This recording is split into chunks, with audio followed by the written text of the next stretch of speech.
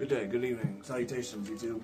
So I was tagged in the Booktube confessions tag by Joseph Francis Burton, and which was really kind of him. It was a really funny video that he made doing this. He had a whole torture thing going on. Anyway, so I thought I'd go ahead and do this. Check out his video though. Joseph Francis Burton is his name. He's got more subscribers than me, but anyway, his video is really funny, so I really enjoyed it. So I'll go ahead and answer the questions here. I thought this make for an interesting video anyway. So the first one is, what is an unpopular opinion or preference you have? So I probably got quite a few of these. What counts as unpopular, right, or a preference? But anyway, it's a little arbitrary. But probably for me, the biggest ones would be I do not like Cormac McCarthy or William Faulkner. I've tried very hard to read their stuff. I've read quite a few books by both of them. Cormac McCarthy, not as many. I think I've read 4 or 5 Cormac McCarthy books, and I didn't like any of them. I thought The Road was okay, but beyond that, I just don't care for him. I actually mentioned this in a video before. So there was a point in time when I was younger, I spent like a whole, probably like 2 years really into like literature and literary reading, and I really wanted to be part of that Lit Bro club. and obviously I had kind of come up on Westerns and reading Westerns, and Cormac McCarthy was known for writing these neo-Westerns, and everybody said, read Blood Meridian, read Blood Meridian. So I tried to read that book 3 times. It took me 3 tries to finish that book. I DNF'd it, as the young ones like to say, 2 times, and then on a 3rd try, I forced myself to finish it, and I hated it. I thought it was terrible. I just did not like it at all.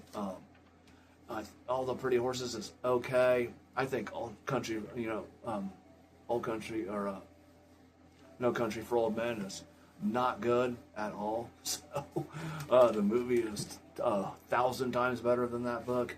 And then William Faulkner, I also just find incredibly boring. And Cormac McCarthy tries to be like Faulkner, so of course I don't like him. So of course I don't like Cormac McCarthy or Faulkner. So I just don't care for him. I'll never read him again. Like I said, I thought The Road was okay by McCarthy. I don't care to own it. I'll probably never read it again. And I've said this before, it's hard to feel invested in characters that don't have names. So, and of course it just has, there's everything about The Road has a lot of problems, I think, along with a lot of his other stuff. So, and The Road's probably that, and No Country for Old Men is probably his most well-known works. And, I don't think either one of them are very good. But The Road is okay, so I'll give him that. I didn't absolutely hate The Road. I just didn't think it was that good either. So anyway, so I'll go on to the next question. Has your reading taste changed over the years, and how? Well, definitely it's changed. I mean, I've probably changed it for everybody, because everybody probably should, as a kid, my grandma was an English teacher and really encouraged me to read, so she would buy me comic books, which was what probably the very first, outside of children's books, was like the first thing I really started reading. There was some limitation. She'd give me so many subscriptions, and I could get so many different comic books or whatever, and then there were the comic books at my grandma's house that belonged to my dad and my uncles, so I'd read those. But anyway, then as I got a little bit older, and I've talked about this before, the first 3 books that really got me into reading were the 3 Musketeers, Tarzan of the Apes, and Of Mice and Men. Tarzan of the Apes being like the first adult book I ever read from cover to cover, front to back. 3 Musketeers was next, I think. It was either that or Of Mice and Men. Of Mice and Men I had to read for school, and I picked it off the shelf because it was literally the smallest book there. And it was like we had to read a book to do a report on it. Anyway, but I ended up loving it, and then that got me to reading. But then I was into Westerns for years, at least for like a lot of my young adult and late teenager reading. I was into Westerns. The first author I was really into that I'd go out and like spend my own money on was William Johnson. There were some William Johnson books already at my house. It was the Mountain Man series was the first one that I got into of his, and then I got into his other Gunslinger series, which was Smoke Jensen. But I've read a ton of William Johnson books. But then that's kind of how my reading evolved. I was getting a little tired on Westerns, and it wasn't like William Johnson was the only author I read. I read a lot of Zane Grey and a lot of Louis L'Amour and then like kind of when I started to evolve right there is when I got into Bernard Cornwell, and I started reading his Sharp series, which is kind of similar in a lot of ways to Western, to that sort of Western genre, but it was different. And I had a historical element, which I was getting into history at the time. And then I started reading James Michener. The first James Michener book I read was Alaska, because I thought that looked interesting. It was that one, and there was another one. I think he did one that was I think Texas was the other one I read, because I thought that would have kind of a Western element to it. But anyway, I ended up really liking those books, and then that was when I got more into historical fiction, and that became more my thing. And then, like I said, I had a period of time where I was really into literary fiction, and I was reading a bunch of classics and stuff. And then, over the last few years, I've gotten more back towards historical fiction and reading history books in general. I really like history. I like nonfiction a lot, actually. So I've always read nonfiction for years and years. So anyway, this next one, 3 is, what genre do you read to get out of a book slump? I kind of like the way Joseph Francis Burden answered this question. Slump is kind of I don't really know how you define that. There's always stuff I want to read, and if I don't, if I'm not in the mood or to not read, I don't read. You know what I mean? I watch some YouTube videos or some history stuff, and I have another hobby. I like learning languages, which I haven't done in a little while now, but I can always go back to that. And that's kind of how I do it. I kind of cycle between the couple of hobbies I have. Reading tends to be the through line for most stuff, for me at least, that I stick with. But I'll sometimes take a break from that, and I'll do some language learning for a while. There's always stuff. There's always stuff that, to learn and to do. And you know what? If I'm not in the mood to read, I got a lot of work to do around my house. There's always, if you're a homeowner, there's always stuff to do at your house. So anyway, I don't really like that term slump. To me, it's just more like, oh, I don't feel like reading today. I'll do something else. You know what I mean? Like, I got work to do around the house, or I could do some languages or whatever. So anyway, for what are some of your automatic buy authors? I actually don't read a lot of new stuff. Almost never, actually. My 3 favorite authors are Bernard Cornwell, Wilbur Smith, and Patrick O'Brien, 2 of which are no longer with us, right? They're deceased. So I don't buy a ton of new stuff. I will say I did just buy the new Bernard Cornwell book just basically as soon as it came out, but I kind of did that for the channel. Otherwise, I would just wait till I felt like reading it. I was actually one behind in the Sharp series. Sharp Storm was the newest one. Sharp's Command came out last year, and I just read Sharp's Command, and I just happened to be done with it in time for the release of Sharp Storm.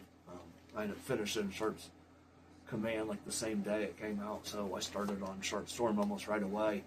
And I kind of just wanted to do that to talk about Bernard Cornwell on the channel. I typically don't buy, anything right when it comes out. So that's just me. That's how that's what I like to do. So I will say that if Bernard Cornwell comes out with if I hear he's going to come out with another book, I will buy it right away. Bernard Cornwell's a bit, towards, the older side now. He's in his early 80s. And it's hard telling how much longer he'll be around, which is really sad, because I think he's a nice guy, and I like watching his interviews and stuff. And anyway, I hope he's around for a long time, and I hope he does write more stuff, and I will buy it and read it. So I guess that's as close as I have to an automatic buy right now is Bernard Cornwell. So the next one would be 5. How many chances do you give an author before you won't try them again? Well, if I don't like the first book I read of theirs, I might not read them again for a while. I gave Cormac McCarthy about 4 tries, I guess, but that was a different time. Like I said, I was a younger man. I really wanted to be in that lit bro, and like I said, I just did not care for him. So. Or William Faulkner, he's another one. William Faulkner's another one all the lit bros like, and I think he's terrible. I just don't think he's good. I think he's boring, man. Like, I just do. I'm sorry if that's controversial. God, if this video gets any views, I'm sure somebody will hate on that. I don't like Stephen King either. I think he's just silly. I think his books are just goofy. I've never been a big, and to be fair, I've never been that into horror. I don't even like horror movies that much. So, I do like Salem's Lot by Stephen King. I mean, granted, I haven't read it in like 8 years, but I did like that one.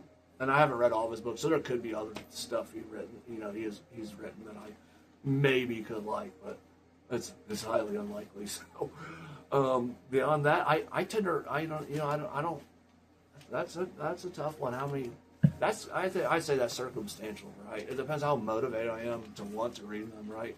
Is there something about them that interests me? Is there other people on YouTube talking about them or something, or on the internet, or did someone did it come highly recommended? You know, I don't know. So it's hard saying. You know, I like Con Ingleton a lot. He writes some duds sometimes, but I keep reading them because some of the stuff is really good. So I don't know. Anyway, let's see. Number 6.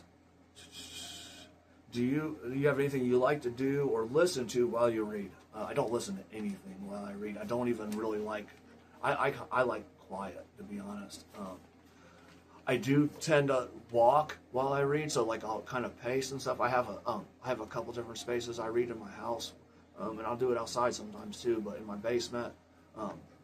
So I'll tend to read while I work out. So I work out in my basement. I have my own equipment, and in between doing sets of bench press or what, we don't gotta get into working out and stuff, but I'll read while in between those things, and then I'll also walk back and forth and read.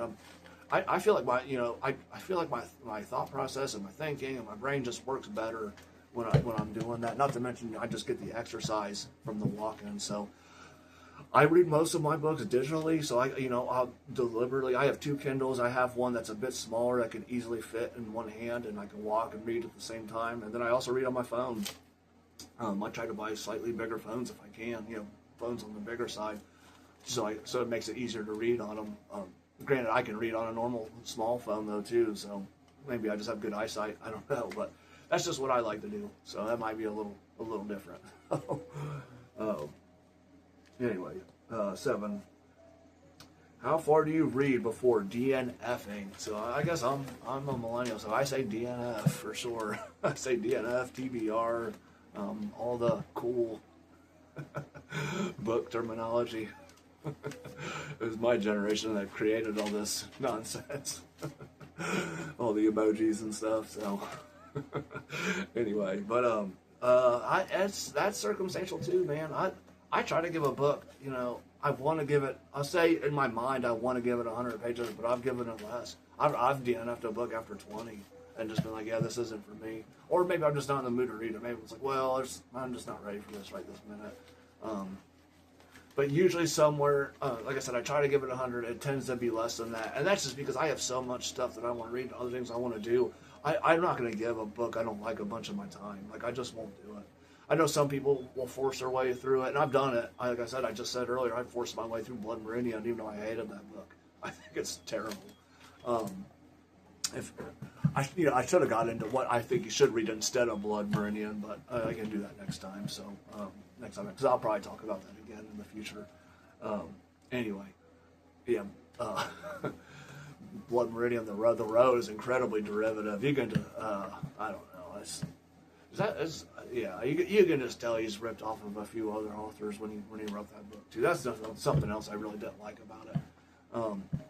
I think, hell, I'd read The Silence over the road, but, whatever. You know what I mean? Like, anyway, I try not to waste too much time on books I don't like. So that's just me. That's just how I feel about it, I DNF books. I'm not afraid to do that. So life is too short. There's too much other stuff I want to read, and my time is valuable. I work. I have a full-time job. I have kids. Like, I can't spend a bunch of time reading a book I don't like. So I was trying to think of a recent example. As I almost DNF'd The Abbot's Tale by Con Ingleton, but I ended up finishing it because I liked it enough to finish. And I was like close to, and early, because I really liked the first half of it, and then I was down to 70 pages left, and I was like, man, I don't know, I'm just not really liking this anymore. But it wasn't that many more pages, so I just went ahead and finished it. But I've done that before. I've gotten pretty close to the end of the book and just didn't finish it. So I was trying to think of a better example, but I can't think of one off the top of my head. I should have written a few down, but it's all right. Anyway, so 8 is, do you ever find yourself making the same faces as the characters in the book? I don't do that, but I do try to sometimes put myself there, like whatever the situation they're in. Like I recently read, I just read Sharp's Command. There's there's a scene where they call it escalating, right? It's a fort. They're assaulting a fort. It's during the Napoleonic Wars. And when you escalate a fort, this fort has pretty high walls. They're like 30 to 40 feet. And it has 6 foot, a 6 foot trench dug around it. And they got to put ladders to the, side of the fort, and men have to climb up the ladder, right? And I did kind of like I was trying to, place myself there and what it would be like, especially to be one of the first people to go up that ladder. You're pretty much guaranteed to die. So that must have been a miserable experience for those people, man. Like that's tough, Anyway, that's kind of how I like to. I try to think, put myself there and think what would be going through my mind, But making the same faces as them, I don't know. That's a little different. So maybe I do it. I just don't realize I'm doing it or something. So that could be the case. That's possible. Anyway, the number 9 is rereading. Yes or no, or depends. Depends is actually in the question. So I've talked about this before on my channel. I really believe in rereading. I probably do too much of it, to be honest. I have such a massive reading list. I got reading projects going on, and part of my reading projects involves a lot of rereading because I want to reread all of Bernard Cornwell, Wilbur Smith. And the reason I'm doing that is because I don't know for sure, because I've never taken the time to write down everything I've read. I've done that at times, but I should have done a better job of it. So I don't know. I know I've missed a few of their books, like Bernard Cornwell. I know for sure I've missed his modern or contemporary thriller series. I know I haven't read that. He's got a few older ones I haven't read. I don't think I've read The Gallows Thief or Stonehenge by Bernard Cornwell. Stonehenge is almost like Stonehenge in England is kind of almost like King Arthur, right? A lot of historical fiction authors do a Stonehenge book. Anyway, so I need to read that. Ken Follett just did one, a Stonehenge book. Anyway, and then I'm going to reread a bunch of Wilbur Smith books because there's a few of his I've missed. Like I haven't read his Ancient Egypt series. He's got a couple contemporary, at least contemporary at the time that he wrote them, novels that I haven't read. So my plan is just to reread all their stuff and keep track of it. And I'm going to reread. I've read the Patrick O'Brien, Aubrey Montourne's series, and I'm going to reread that. So I'm pretty certain I've read all of them, but I feel like maybe I missed one or two. So, and we'll find out for sure. So, and just those 3 projects alone could probably tie me up all next year with a few other little things I plan on doing. So. But yeah, I definitely reread a lot of books. I reread War and Peace 4 and 5 times. I've reread Shogun it has to be 4 or 5 times on Shogun too. There's a few others I've read. I've read Pillars of the Earth a few times. I've read Mice and Men like 10 times. There's quite a few books I've reread a lot. I've read Tarzan of the Apes a bunch. I've read The Three Musketeers probably 10 times. I love The Three Musketeers. I'll reread that to the day I die. That's the kind of book I would recommend to anybody, adult, kid. It's just a great book. Yeah, and I might reread The Three Musketeers again sometime for the channel. I just think it's a fantastic book. So, yeah, so I plan on doing more rereading in the future because I want to talk about those books and I want them to be more fresh in my memory when I do, like War and Peace and Pillars of the Earth and The Three Musketeers. I like those to be more fresh in my mind. One thing I'll say about rereading, and this doesn't technically count as reading, but for audiobooks, I think it's a really great medium for like a reread, right? Or listen to a book you've already read before. So if you've ever tried audiobooks and maybe just didn't care, or like you just found it difficult to follow along, try it with a book you've read before that you really liked a lot or even loved, and you might have a different opinion on audiobooks after that. I don't use audiobooks a ton, but I do because I can sometimes use them. I do use them because I can sometimes do it at work. I have a long car drive to take my son to to his mom's house. So so sometimes I use audiobooks in the car, and so it's a way you can get some consume some material that you might want to engage with, right? So. Maybe it's a book you haven't had a chance to, haven't had a chance to get to yet, or, just something like that. So I think audiobooks can be good. But anyway, so I guess that's a little bit of a confession. But I do use audiobooks, not all the time, but sometimes. So I do prefer the read books. So anyway, so that's the end of my my terrible confessions. And like I said, I know that, especially the Cormac McCarthy and William, because people love Cormac McCarthy and William Faulkner, man, like love them. Like man, it's crazy to me how much people like them, and I just don't think either one of them are good. So I can see that being a bit controversial. So, but anyway, thanks again to Joseph Francis Burton for tagging me. That was really kind of him. My channel is so much smaller than his, so he really didn't have to do that. So I'm gonna tag a few people here. I got Dan Explores Books. Dan Explores Books is I really like his channel, man. He does more fantasy and stuff, and I don't really read a ton of fantasy. I will here and there. Like I know right now he's reading Lord's Bane, which is something I've wanted to read for a while. I see him talk about a few other books I like. Oh, he did the Con Ingledon fantasy series. Like I want to read that sometime too. So anyway, he's got a really interesting channel. Check him out. Daphne Armbruster. Sorry if I pronounced your name wrong. Her channel's new. I just caught her. I think she's only done the one video, but she has some style. I think she says she's from New Orleans, which is pretty interesting. But check her channel out. I think the title of her video was like books you would like to be able to read for the first time again. And I ought to do that too, right? Because like I mentioned, the Three Musketeers. I would love to read that book again for the first time. The Three Musketeers is a blast. So anyway, the Literary Buffet. I've only watched a couple of his videos, but I really liked them. His channel's bigger than mine. He doesn't need me to tag him. So, and then Jeffrey Reads History. I don't know how much he's involved in the Booktube community, but he talks about a lot of history books, and I've seen him talk about Dan Jones, and I like Dan Jones a lot. So Dan Jones is quickly becoming one of my favorite authors. But he had done another history book I liked. I can't remember off the top of my head. But anyway, check all 4 of those channels out, man. Definitely worth your time. Anyway, good day or good night, YouTube, wherever you're at.